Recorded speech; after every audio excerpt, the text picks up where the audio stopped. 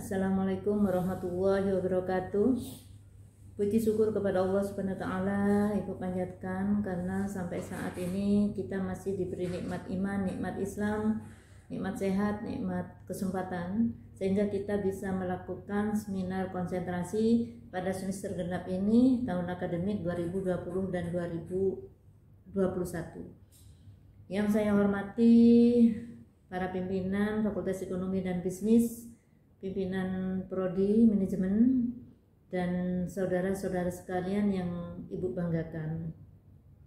Sebelumnya saya juga langsung mengucapkan selamat datang di konsentrasi sumber daya manusia bagi yang berminat, dan bagi yang belum mempunyai wawasan dan gambaran, Ibu berikanlah kesempatan kepada Ibu untuk memberikan sekedar wawasan tentang sumber daya manusia. Sumber daya manusia itu merupakan faktor produksi utama yang dikenal dengan human resources. Di dalam perusahaan itu ada beberapa faktor produksi yang terdiri dari man, money, methods, and machine. Keempat faktor produksi itu merupakan hal yang sangat dibutuhkan. Yang utama adalah sumber daya manusia, karena sumber daya manusia ini adalah sebagai pegawai atau karyawan di dalam suatu perusahaan. Nah, saudara-saudara sekalian, kita sekarang ini hidup di era global, maka kita harus bersiap-siap untuk menjadi sumber daya manusia global. Apa sih sumber daya manusia global itu? Sumber daya manusia global itu adalah penggunaan sumber daya global dengan tidak memandang batasan geografis. Jadi kita itu mau bekerja di mana saja, di kawasan Asia, ASEAN itu bisa, karena kita sudah melakukan suatu perjanjian dan sudah menandatangani NAFTA, APEC, dan WTO. Nah, saudara-saudara sekalian, Morga mendefinisikan manajemen sumber daya manusia global itu sebagai pengaruh yang mempengaruhi atau interplay di antara ketiga dimensi, yaitu aktivitas-aktivitas sumber daya manusia, tipe karyawan, dan negara-negara tujuan. Jadi di dalam era global ini kita itu ada dimensi aktivitas sumber daya manusia, yaitu bahwa sumber daya manusia itu semakin hari semakin mobile, tidak stagnan, tapi harus dinamis, ya, harus melakukan perubahan dan lain sebagainya dalam menghadapi tantangan-tantangan ke depannya. Selanjutnya, tipe-tipe karyawan sekarang ini, karyawan dibutuhkan orang yang benar-benar punya komitmen, yang benar-benar ingin berkinerja yang tinggi, benar-benar menjadi karyawan yang suka pada pengembangan. Ini yang harus saudara kejar, dan pandangan tentang negara-negara tujuan. Jadi dengan adanya kegiatan tanpa batas, negara tanpa batas, maka kita itu mulai sekarang punya pandangan, saya mau bekerja di Singapura atau mau bekerja di Jepang atau mau bekerja di Tiongkok, Taiwan, Korea, Thailand, India, atau bahkan Korea. Itu kalau sekarang ini orang Madura itu banyak yang Malaysia, itu ya paling dekatnya Malaysia. Bahkan kalau yang paling jauh sekalian ke Arab, karena di Arab itu dibutuhkan tenaga kerja yang tidak ada knowledge atau tidak punya jenjang pendidikan yang dijadikan persyaratan. Yang penting ada kemauan untuk bekerja. Nah, dengan sumber daya manusia global ini, maka kita diharapkan wajib untuk melakukan advantage kompetitif. Jadi agar kita itu bisa menghadapi tantangan ini, maka kita harus bisa advantage kompetitif fit challenges. Nah, saudara-saudara sekalian, tantangan itu harus kita hadapi. Tidak boleh kita itu menghindari tantangan. Kita hadapi dengan kesungguhan, dengan ketangguhan, ya. Untuk itu maka kita itu harus memahami sejak kapan sih kita itu berada dalam era globalisasi. Sekarang kita tidak merasa kita itu sudah berada di era globalisasi. Era globalisasi itu dimulai dari tingkat AFAS, ASEAN atau AIC tahun 2015. Sedangkan pada tingkat GATS atau WTO itu pada tahun 2020. Untuk itu maka Indonesia harus mempersiapkan diri sumber daya manusianya yang berkualitas sehingga mampu bersaing untuk merebut pasar lokal maupun internasional. Kalau pasar lokal ini kita kuasai sehingga tidak banyak tenaga kerja asing yang masuk ke tenaga kerja ke pasar kerja lokal. Kalau sudah kita menguasai maka tenaga kerja asing itu susah untuk masuk gitu ya, sehingga kita tidak tergeser. Nah, boleh saja apalagi kita ini dalam era globalisasi kita ekspansi menjadi tenaga kerja asing gitu ya. Bukan kita menjadi tenaga kerja Indonesia saja, kita menjadi tenaga kerja asing bagi negara asing. Dengan demikian maka secara otomatis dengan adanya era globalisasi ini Bank Indonesia harus memaksimalkan pengaturan undang-undang agar tercipta perlindungan dan pengawasan yang lebih baik terhadap TKI dan serta TKA. Jadi perlindungan terhadap TKI ini sangat dibutuhkan, pengawasan terhadap TKA ini pasti harus dimaksimalkan sehingga mereka tidak merajalela dan menggeser tenaga kerja Indonesia atau tenaga kerja kita sendiri. Nah, saudara-saudara sekalian, dengan adanya era globalisasi ini maka dibutuhkan pengembangan tenaga kerja. Pengembangan tenaga kerja global itu dalam hal ini diharapkan dapat membantu karyawan untuk menyadari bahwa ia bekerja dalam lingkungan multi budaya atau lingkungan global, ya. Kita tidak boleh menjadi orang yang tertutup, ya. Kita harus terbuka, menerima budaya luar. Bagaimana? Tapi kita harus membentengi diri supaya kita itu bisa mempertahankan budaya diri kita sendiri. Jangan sampai budaya kita sendiri itu dikikis oleh negara asing. Dua, yaitu perlu adanya adaptasi yang tinggi dengan melakukan beradaptasi dengan kita menyadari bahwa kita itu hidup dalam lingkungan yang multi budaya, maka kita diharapkan bisa cepat beradaptasi. Selanjutnya pengembangan e-learning global terhadap budaya tertentu. Dengan adanya COVID ya, pandemi ini, maka kita itu secara bagi para karyawan yang hanya kerjanya di belakang meja, maka diharapkan sekarang itu cuman kita itu bisa bekerja secara optimal di rumah, artinya work from home, sehingga tidak menimbulkan kemacetan, tidak menimbulkan kerumunan, aman gitu ya, aman kita bekerja di rumah. Ini pengembangan e-learning global terhadap budaya tertentu. Saudara-saudara sekalian, contoh lagi. Kalau sekarang di Indonesia itu ada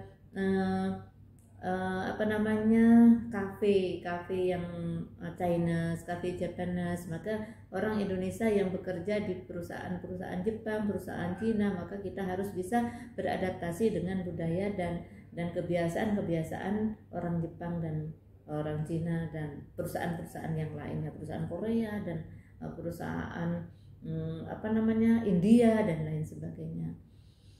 Saudara-saudara sekalian, di era globalisasi ini kita tidak terlepas untuk mengoptimalisasikan atau mempersiapkan diri menjadi tenaga kerja yang berkualitas. Untuk menjadi tenaga kerja yang berkualitas itu ada beberapa faktor yang harus diperhatikan. Yang pertama adalah sikap, yang kedua adalah pendidikan, dan yang ketiga adalah kemampuan. Sikap, attitude, behavior. Bagaimana kita itu bisa beradaptasi dengan sikap budaya yang datangnya dari budaya lain. mudah membawa diri, mudah mudah bergaul dan lain sebagainya. Yang kedua adalah pendidikan. Semakin tinggi pendidikan seseorang itu, maka akan berpengaruh kepada sikap kita. Seorang yang mempunyai pendidikan yang tinggi sikapnya lebih baik, lebih bijaksana bila dibandingkan dengan tenaga kerja yang mempunyai pendidikan yang rendah. Yang ketiga adalah kemampuan ya. Jadi kalau kita itu mempunyai kemampuan, sehingga kita itu bekerja lebih profesional ya, lebih profesional. Kalau kita bekerja lebih profesional, maka berarti kita sudah menjadi tenaga kerja yang berkualitas.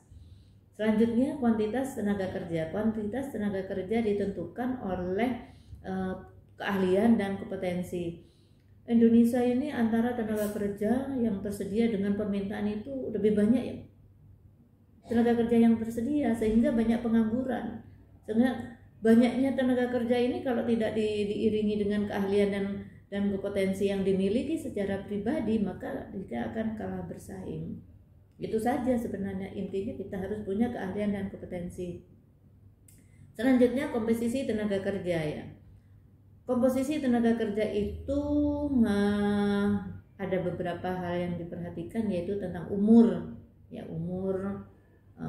pekerja, anak, keahlian, gender, ras, agama, dan status sosial. Ini komposisi tidak terlalu kita pahami, tidak apa-apa. Yang penting bagaimana kita itu menjadi sumber daya manusia yang berkualitas dalam menghadapi tantangan di era global ini.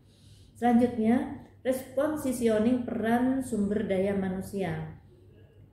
Tentunya responsitioning peran sumber daya manusia tidak akan terlepas dari pasar kerja ya, sehingga nantinya akan menentukan peran sumber daya manusia, dan peran sumber daya manusia itu akan menjadi strategis ya. Pasar global ini akan membuat perubahan-perubahan, terutama perubahan lingkungan. Perubahan lingkungan ini akan mengakibatkan perubahan perilaku sumber daya manusia, dan akan menuntut kompetensi sumber daya manusia, sehingga perubahan peran sumber daya manusia bisa maksimal dan kita tidak kalah bersaing dengan tenaga kerja asing. Selanjutnya, paradigma baru dalam pengelolaan sumber daya manusia itu bergeser menjadi istilahnya human capital management ya. Kalau dulu memang dianggap sebagai karena karyawan itu merupakan aset penting dalam satu perusahaan, sehingga dikenal dengan capital management, human capital management. Ini sudah diutarakan oleh Gary Becker dan seorang ahli ekonomi dari University of Chicago tahun 1962, seumuran Mbak Nugrah. Jadi tahun 62 itu sudah ada konsep bahwa sumber daya manusia itu merupakan faktor produksi yang utama dalam suatu proses produksi di perusahaan. Nah, saudara-saudara sekalian, tentunya dalam hal ini human capital management itu berfokus pada penambahan dan penciptaan value untuk pengembangan. Jadi sumber daya manusia yang mempunyai keahlian, sumber daya manusia yang mempunyai kompetensi, maka value-nya, nilainya akan lebih tinggi gitu. Jadi tenaga kerja yang lebih profesional, yang punya komitmen ya, itu grade gajinya akan lebih tinggi gitu. Jadi sekarang kita berusaha menjadi tenaga kerja yang profesional dan yang mempunyai kompetensi dan keahlian tertentu yang disesuaikan dengan kebutuhan perusahaan. Yang terakhir, kini kita saudara-saudara sekalian sudah masuk pada tahun 2017, kita itu sudah masuk pada era knowledge era. Knowledge era itu dibutuhkan dalam dunia bisnis dan industri. Itu ada 10 keterampilan. Jadi ada 10 keterampilan yang dibutuhkan dalam dunia bisnis dan industri dalam knowledge era ini. Apa saja? Yaitu yang pertama planning and organization, yang kedua adalah problem solving. Yang ketiga adalah adaptability, yang keempat adalah creativity and innovation, yang kelima adalah ICT atau information and communication technology, yang keenam adalah leadership, yang ketujuh teamwork, yang kedelapan oral communication, yang kesembilan adalah interpersonal relationship, yang kesepuluh adalah motivation atau personal drive. Bu Nugrah kasih contoh satu aja ya, motivation atau personal drive itu. Orang yang ingin sekarang ini kan dibutuhkan kinerja, gaji kita, kompensasi kita itu basisnya adalah kinerja, ya, performa. Kinerja. Oleh karena itu maka kita harus dimotivasi dari diri kita sendiri, bukan dari orang lain. Bagaimana kita itu mempunyai komitmen, bagaimana kita ingin disiplin, bagaimana ingin berprestasi, bagaimana kita harus produktif, bagaimana kita harus kinerja kita semakin tahun semakin tinggi sehingga kita punya posisi atau jabatan yang setiap tahun berkembang dan meningkat posisi kita. Itu yang dibutuhkan dalam keterampilan yang dibutuhkan dalam knowledge era ini. Saudara-saudara sekalian, sekali lagi saya ucapkan selamat datang di konsentrasi manajemen sumber daya manusia. Semoga wawasan yang Ibu berikan tadi memberikan suatu gambaran dan wacana bagaimana kita itu menjadi sumber daya manusia di era globalisasi ini. Itu semua ada di konsentrasi sumber daya manusia. Itu yang perlu saudara catat, bahwa kita harus mempersiapkan diri menjadi sumber daya manusia dalam era globalisasi yang penuh dengan tantangan ini. Oke, mungkin ini dari Ibu. Thanks for your attention. Selamat bergabung di konsentrasi sumber daya manusia. Apabila hal ini bermanfaat, mudah-mudahan hal ini bermanfaat bagi saudara-saudara sekalian untuk menentukan pilihannya. Wabillahi taufiq wal hidayah. Wassalamualaikum warahmatullahi wabarakatuh.